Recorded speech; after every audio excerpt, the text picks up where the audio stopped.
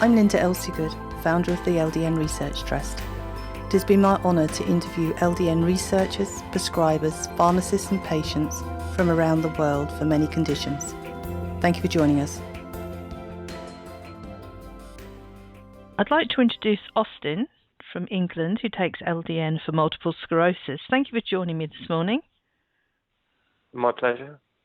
Could you tell us how long ago it was when you first noticed your first MS symptoms? Well, originally I was told that I had transverse myelitis, which is a slightly different but related disease. In fact, they may be one and the same, but that was when I was must have been something like 11 years ago, something like that. But after that, after about 2 years, they decided that it was in fact a mess because I was having numerous attacks, etc., etc. Mm-hmm. So at that time, were you offered any medication?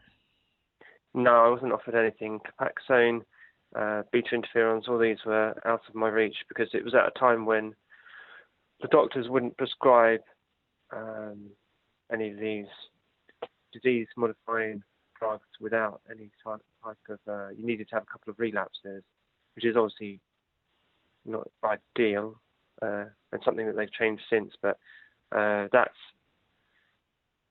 my options were very narrow, to be honest. So basically what I had to do was find an alternative, something that I could at least try in the meantime whilst I was waiting for my DMD to come through. Mm-hmm. And before you found LDN, could you explain to us what symptoms you had? Oh, I've had everything, and certainly before I found LDN, I've had everything: tingling, I had brain freeze, I had lack of ability, I had my hands were very bad. I was unable to write, unable to pick things up. Stairs were changed. This all happened very quickly after diagnosis. Mm-hmm. And basically, vision problems. It was very much a full-on disease when I was first diagnosed, and that was put down to transverse myelitis. But as obviously that carried on and I was suffering other attacks, that's when I realised that it wasn't. And even before the doctors, obviously they had an idea, but it was MS Mm-hmm. after about a year and a half. And how did all those symptoms affect your day-to-day living?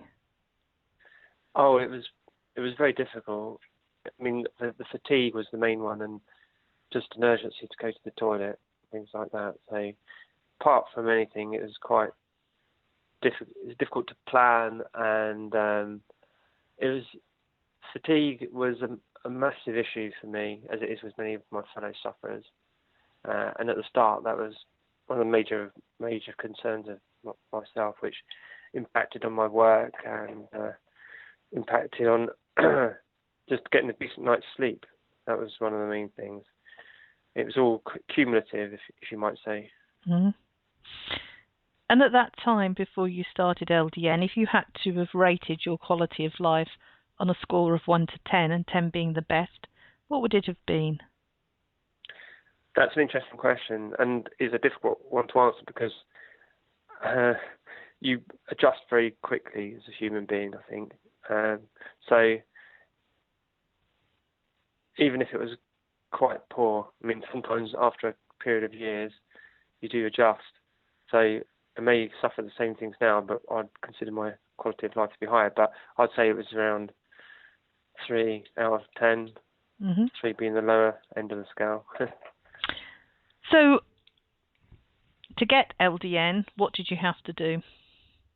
I had to beg and grovel and spend many hours on the internet just finding out a little bit about it. In fact, I did have quite an interesting chat with a few Italian doctors who were doing a trial in Italy. There was a doctor, a neurologist called Dr. Comey, Giancarlo Comey, I think, something like that.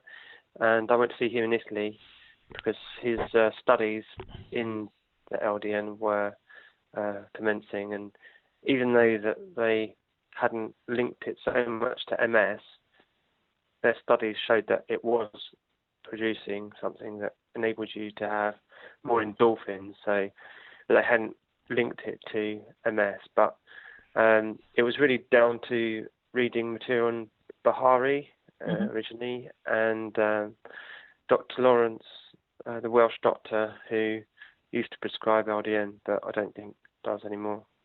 I'm not too sure about that. So when I managed to find Dr. Lawrence, and that was through my what they called physiotherapist, I managed to get in contact with him. He was very kind enough, and through your organisation, to help me to get this stuff prescribed. Mm-hmm. And when you first started, did you notice any introductory side effects? Yeah, there were lots of I say lots of side effects. They weren't necessarily bad side effects. I mean, going on to it at first, it was an adjustment. Waking up in the night, feeling quite anxious. I think the body itself was, I suppose you might say it was a little bit turbocharged, if I can put it like that. Mm-hmm. And high anxiety. So when I first started, it was on a quite low dose. I mean, I think it was just 1 milligram or something like that. Yeah, so basically it was a very low dose. I know that they do prescribe it at 300 for people with addiction problems and stuff, so I wasn't concerned with the dosage. But obviously, after being told that I should be on 6 or something, it was very difficult to find the dose that best suited me. And it was about escalating the dose to get to a point where I could find where I was comfortable, where it best suited me. Mm-hmm. And how long did that take? I'd say it took probably about a month or two. Even after having the capsules, I tried to use the liquid LDN, which I used to get from a pharmacy in Scotland, who would also prescribe it, but that's since been stopped because of the law change, I believe. But I'd say that is the most useful way that I found to find my perfect dose was to take the liquid, because that meant I could, I was able to regulate it. Obviously, I could take as much as I wanted or needed, and so I found that 6.5 was what I basically best. My best dose was 6.5, but if it had just been capsules, it would have been very difficult to get the perfect dose. And what did you notice, symptom relief-wise? So the first thing I noticed was just having more energy. I think there's 3 things that basically I found helped me. Basically, energy levels is okay. There's less spasticity, less muscles just really crunching up and feeling that you really are uncomfortable. And thirdly, when I was in my first few years, I was going to the toilet very much in the night. I would get up in the middle of the night, maybe 2 or 3 times. And after I started taking LDN, that basically stopped. Mm-hmm. Good. And what would you say your quality of life is now on that score of 1 to 10? I'd say it's a 6 or a 7. I mean, I'm very grateful for having LDN.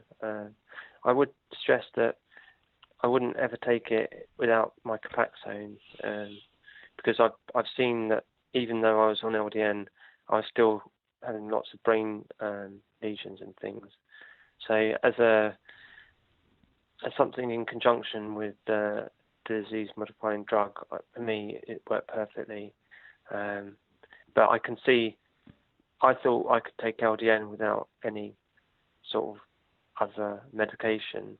But when I looked at it, and I could see that my brain scans were getting worse and things like that, I realised that in conjunction with another medicine was best for me. Mm-hmm.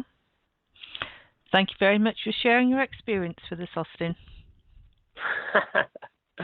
No trouble. I'm working full time, so that's got to be a good thing, right? That's very good. Very, very good.